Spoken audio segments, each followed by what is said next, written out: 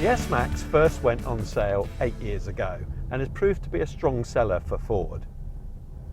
This new version is quieter than the previous model, there's no doubt about that, and Ford have invested a lot of money in bringing the technology bang up to date.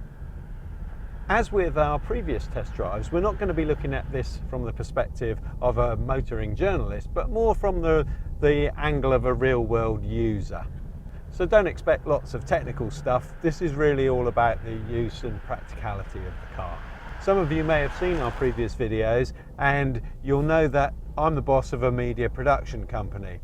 And as such, we're looking very much to see how much we can transport safely and comfortably in the car. We carry crew and we carry a lot of equipment.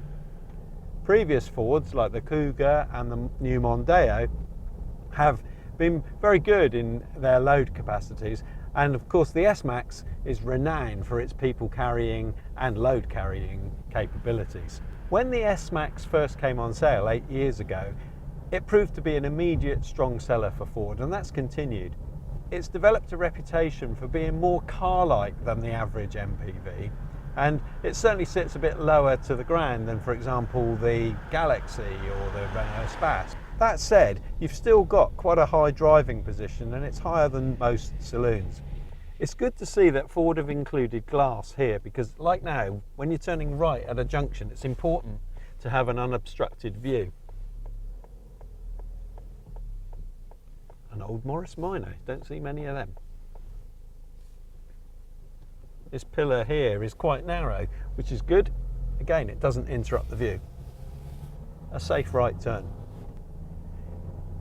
Gear change on this car is relatively smooth, no problem at all with that. The clutch feels light, and bearing in mind that I generally drive automatics, so if I can drive this easily and adapt to it very quickly, I'm sure most people can. The seats in this car, although they're not leather in this particular version, they are a very nice cloth. Seems like it's going to be quite hard wearing, and they're very comfortable. I like the fact that, unlike some of the other Fords I've driven, the thigh support is very good and it extends along the full length of my leg. This car is fitted with the 2-litre diesel Duratorq engine, also combined with stop-start technology. Now together that delivers over 50 miles per gallon on the combined cycle, which is not bad.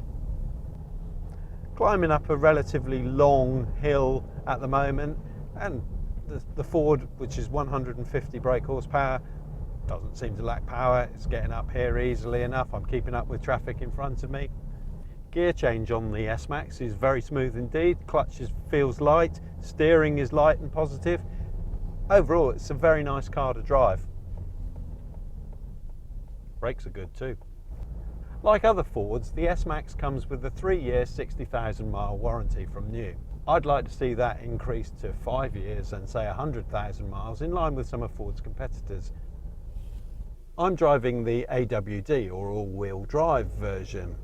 Now you don't have to make any of those decisions yourself. The car chooses which mode to drive in for you. It doesn't mean that this car is designed to be taken off-road. The idea is to give you better traction and grip in poor weather conditions. For those of you like me who don't want to do another driving speed awareness course or get any more points on their license, cruise control and speed limiter are both included as standard. And the latter can be upgraded to adaptive cruise control to help reduce the risk of accidents. I'm a fan of Ford's Quick Clear heated windscreen. It's included across the range, as are heated washer jets. Something that crops up in all of our reviews is the subject of cup holders, vital for any TV crew on the move. This car's got massive ones right in the centre here. The new S-Max is the same size inside and out, but the looks have been freshened up, and there's a lot of new technology included, such as these LED lights. Electrically heated and folding mirrors are also included, and note, when you lock the car, they fold automatically. This particular car is the new Metalicious silver colour. But what do you think? Is Metalicious delicious? These vented grills on the front wing are for style only. As far as I know, they don't actually do anything. Keyless entry is included as standard on the titanium and above models. and keyless start is included across the range. Hidden behind this flap is a 12-volt power supply, an SD card holder, audio line in and USB connections, all of which supplements the Bluetooth phone technology. The S-Max is all about using space to the maximum. There's lots of storage space, such as this here in the centre of the dash, and the centre console has got one of the biggest armrests that I've ever seen, with an absolutely huge holder and storage in there. It's even got a 12-volt power supply in there as well.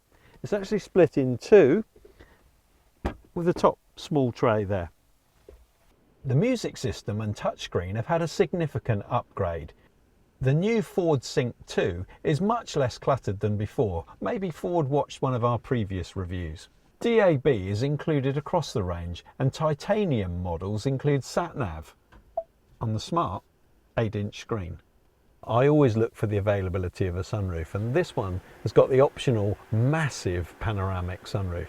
It doesn't open, but that doesn't really matter because there's dual zone air conditioning included as standard. I like the features in the Titanium X pack, and if I was buying this car, I'd pay the price and go for that option. I might also consider the winter pack, though our weather here in Dorset is not too bad. We've even got palm trees here, you know. Passengers in the middle row of seats get plenty of knee and foot room. The driver's seat is in the position that I was using for driving here just now, and is set for my height, which is about 5'10". So as you can see, there's lots of room. It's further aided by the fact that these seats are on rails and they can slide forward and back. There's quite a lot of travel there. There's pockets on the back of the driver and front passengers' seats. Middle row passengers also get a 12-volt power feed for charging phones, etc. There's a new way of gaining access to the rear row of seats. Note how the middle row tilt and slide forward. I think if for the third row of seats you'd really be looking at having kids in there, or just short journeys for adults. Having that extra row of seats though is invaluable, and it does mean that you can carry the driver plus 6 passengers. Second and third row seats also benefit from modern technology with courtesy LED reading lights. The rear seats are folded just by pulling on this little lever and letting the car